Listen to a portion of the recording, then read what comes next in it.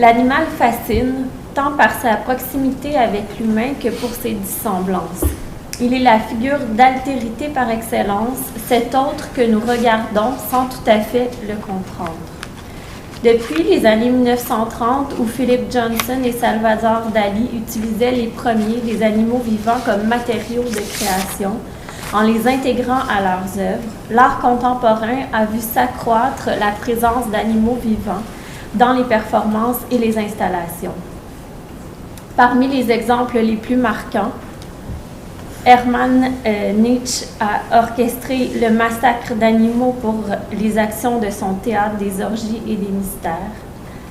Joseph Beuys a partagé l'espace d'une galerie avec un coyote. Yanis Kounellis a exposé des chevaux vivants dans une galerie comme œuvre. Wim Delvoye a tatoué des cochons du monogramme Louis Vuitton et de personnages de Walt Disney. Marco Evaristi a remplacé le bocal de poisson rouge par des blenders et proposé au public de les activer. Si ces projets sont tous très différents quant à l'esthétique qu'ils mettent de l'avant et aux visées de l'artiste, ils explorent pourtant tous une forme spécifique de transgression. Ils bousculent les attentes du spectateur et l'invitent à une réflexion critique quant à l'ontologie de l'art et l'éthique des usages du vivant. Ces questions, elles sont au cœur des 3 projets que je vous présente aujourd'hui. Des projets qui utilisent eux aussi l'animal vivant, mais qui font également intervenir des savoirs liés à la biologie contemporaine et aux biotechnologies. Avec GFP Bunny d'Eduardo Kac, Que le cheval vive en moi d'art orienté objet et Canine Topology de Maya Smekar, je vous propose d'examiner la figure de l'artiste scientifique exalté et d'interroger ainsi les possibles débordements résultant de son projet créateur ou de son désir d'explorer les limites entre l'homme et l'animal. À la fin des années 90, l'artiste américain d'origine brésilienne Eduardo Kac entreprend un projet en collaboration avec les laboratoires de l'Institut national de recherche agronomique de France.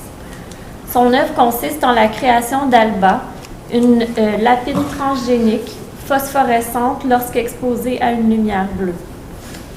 C'est par micro-injection zygote que la protéine GFP, Green Fluorescent Protein, synthétisée à partir de la méduse Aquara victoria, est ajoutée à son code génétique. Le souhait de l'artiste est de cohabiter pendant une semaine avec l'animal dans la galerie du Grenier à sel pendant le festival Avignon numérique, puis que la lapine vive paisiblement le reste de sa vie avec Kac et ses proches dans leur demeure de Chicago. Le discours de Kac est empreint de bons sentiments envers cette lapine chimérique qu'il souhaite aimer et chérir comme un membre de sa famille. Avec ce projet, Kac revendique la légitimité de l'art transgénique, dont le cœur est le projet démiurgique de création d'êtres vivants uniques. Mais il propose aussi de réfléchir à la manière dont notre société accueillera les créatures nées des biotechnologies. Or, page désormais bien connue de l'histoire du bioart, Kac se vit refuser par l'INRA que la lapine quitte les laboratoires, et ce dans des circonstances plus que nébuleuses. Alba ne put que briller par son absence lors d'événements où elle devait être exposée. Le projet de Kac se transforma ainsi en une lutte pour la libération d'Alba et des interventions dans la sphère publique, notamment par un affichage massif de l'image du lapin fluo à travers différentes villes et surtout un débat médiatique d'envergure internationale sur les biotechnologies et le pouvoir du scientifique comme de l'artiste. Pour Kac, l'art doit contribuer à l'apparition de visions alternatives du monde qui s'opposent aux idéologies dominantes. Se revendiquant dans la filiation d'artistes utopistes et contre-utopistes tels que Molinagui et Tinguely, il dit, je le cite, « s'approprier et subvertir les technologies contemporaines, non pour émettre des commentaires détachés sur les changements sociaux, mais pour participer à l'élaboration d'une vision critique, pour donner une réalité physique à de nouvelles entités. inventée pour ouvrir un nouvel espace à l'expérience esthétique, qu'elle soit émotionnelle ou intellectuelle. Fin de la citation. Cac explique d'ailleurs que le transgénisme ne doit pas être perçu comme contre nature, puisqu'il existe déjà en dehors de l'intervention humaine. Il donne ici l'exemple de l'agrobactérium, une bactérie qui, à l'état naturel, pénètre dans les racines des plantes et leur transmet ses gènes. Ainsi, pour l'artiste, l'art transgénique invite à repenser les notions romantiques de ce qui est naturel et à reconnaître le rôle de l'homme dans l'histoire évolutive des autres espèces. Un peu plus de 10 ans après l'œuvre de Cac, le duo français Art Orienté Objet présente une performance intitulée « Que le cheval vive en moi » à la Galerie Kapelica en Slovénie. Aboutissement de plusieurs années de recherche et d'expérimentation en collaboration avec des scientifiques de divers pays, Marion Laval-Jeantet s'y fait injecter du sang de cheval rendu compatible. Au cours de cette performance, l'artiste effectue également un rituel de communication et de fraternisation avec l'animal, présent dans la galerie. Rituel qui aura été répété à plusieurs reprises les semaines précédentes avec l'aide de l'éthologue Sabine Roas afin que l'un l'autre s'apprivoise. Le moteur de cette œuvre complexe est un désir de connectivité avec et de fusion avec l'autre, incarné par la figure de l'animal, et la visée d'une conscience sensible élargie pour l'artiste. Le transfert de sang de l'animal à l'humain s'inscrit dans un processus expérimental où l'artiste adopte une démarche méthodologique post-humaniste qui propose la transfusion de sang comme moyen d'introduire en elle une autre conscience, de s'ouvrir à l'altérité. Par les immunoglobulines chevalines, l'artiste devient un centaure sensoriel, comme le dit si bien Chloé Pearson. Et elle est confrontée à une sensibilité qui lui est étrangère. L'expérimentation vécue par Laval-Jeantet l'amène, selon ce qu'elle raconte de l'après-performance, à percevoir les choses selon un ressenti nouveau, un état à fleur de peau, une nervosité et une impression de force qui engage autant des relations inhabituelles aux autres qu'à tout ce qui l'entoure.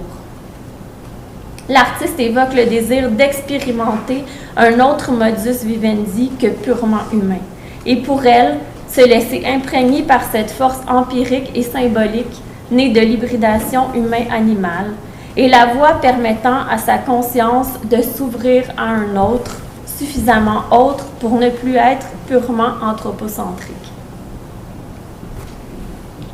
Cette année, l'artiste slovène Mara Smekar dévoile Canine Topology, un projet en 3 volets qui invite à repenser nos relations à l'animal en explorant la coévolution, la cohabitation et les scénarios possibles d'hybridation transespèces. Ainsi, dans son volet intitulé Hybrid Family, Smekar se soumet pendant 3 mois consécutifs à un entraînement physiologique, une diète contrôlée, une préparation psychologique et des séances de tire-lait aux 3 heures, jour et nuit, afin d'envoyer des signaux spécifiques au complexe amygdalien situé dans le lobe temporal du cerveau. L'artiste souhaite ainsi stimuler la production de prolactine pour l'amener à produire du lait sans même avoir été enceinte. Cette stimulation de la lactation est motivée par son souhait d'allaiter elle-même Ada, une jeune chiot qu'elle adopte afin de former avec Lord Byron, un border collie écossais de 4 ans, une famille chien-humain.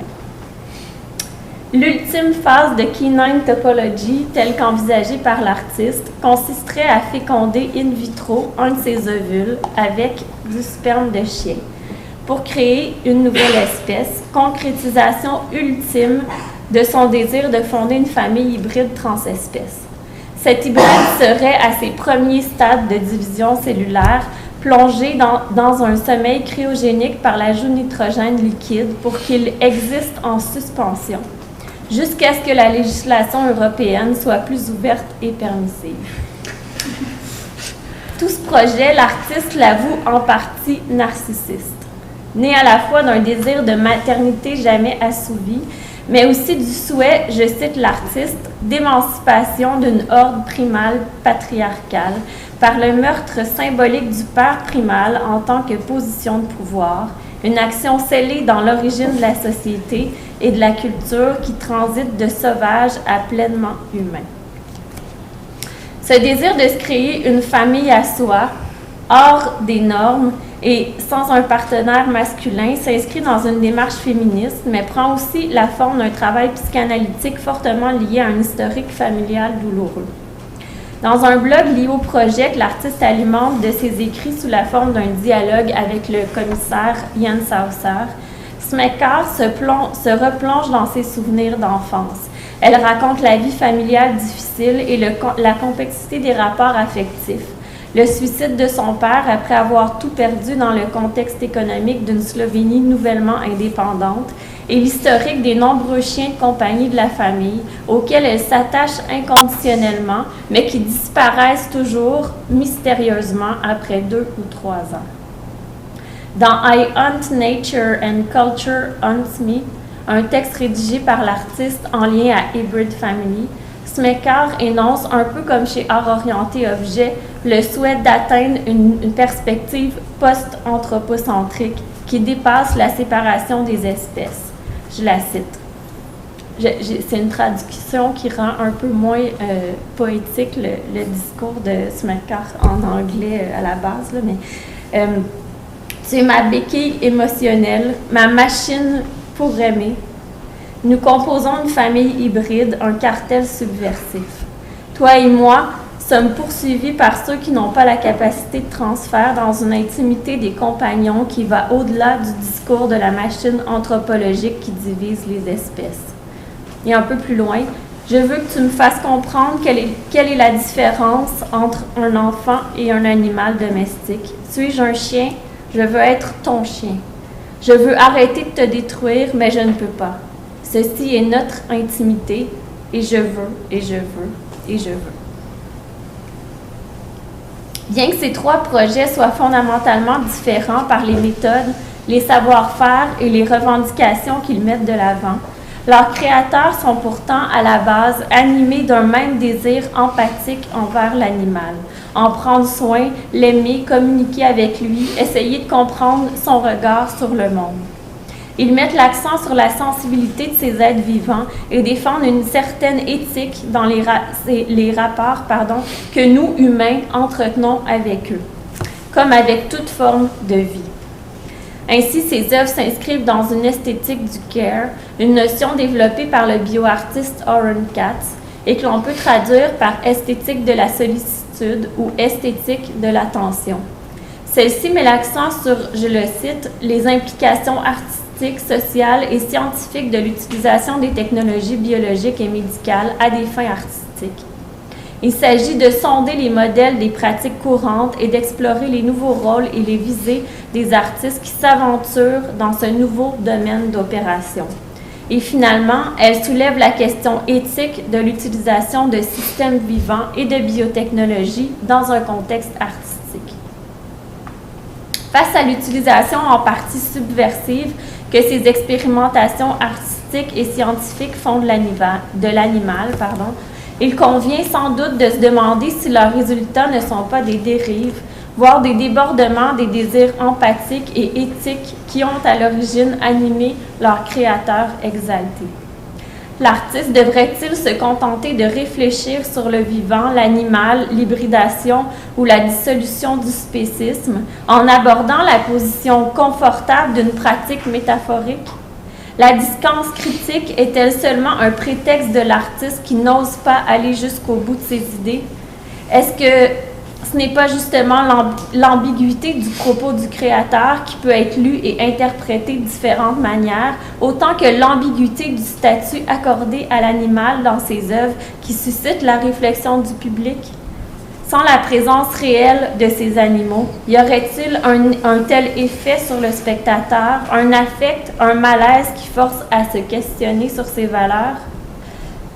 Dans le cas de la lapine transgénique, comme dans l'éventuel hybride humain-chien proposé par Smecker, le malaise est en partie lié aux conséquences désastreuses possibles associées aux manipulations génétiques, retour du mythe de Frankenstein, où le monstre créé par l'humain devient incontrôlable. Ou est-ce simplement le fait de toucher à Zoé, la vie en soi, qui nous ébranle? Le fait que ces expérimentations ne soient pas effectuées dans un cadre scientifique, mais pour le bénéfice de la création, amène aussi certainement à s'interroger sur la raison d'être de l'art, ainsi que sur les droits, devoirs et responsabilités de l'artiste dans le cadre spécifique du bioart. Quant au projet d'art orienté objet, il soulève lui aussi la peur de l'hybride, couplée à la crainte d'une atteinte au corps, de se voir soumettre volontairement à un éventuel malaise, de se confronter à la mort. Chez Smecker, l'aspect transgressif réside aussi dans une certaine inversion des rôles homme-animal tels qu'ils sont socialement acceptés. Si l'humain utilise depuis des millénaires le lait d'animaux pour sa consommation personnelle, l'inverse semble moins naturel, à moins que ce ne soit simplement le contact direct et hors norme entre le sein humain et la bouche de l'animal qui dérange, voire dégoûte. Au final, la volonté de coévolution, de cohabitation et d'exploration interespèces au cœur de ces projets justifie-t-elle ces expérimentations qui font de l'animal un matériau de l'art? À vouloir franchir les limites entre les espèces, l'artiste ne soumet-il pas l'animal à ses désirs personnels, l'instrumentalisant au profit d'une ambition purement esthétique?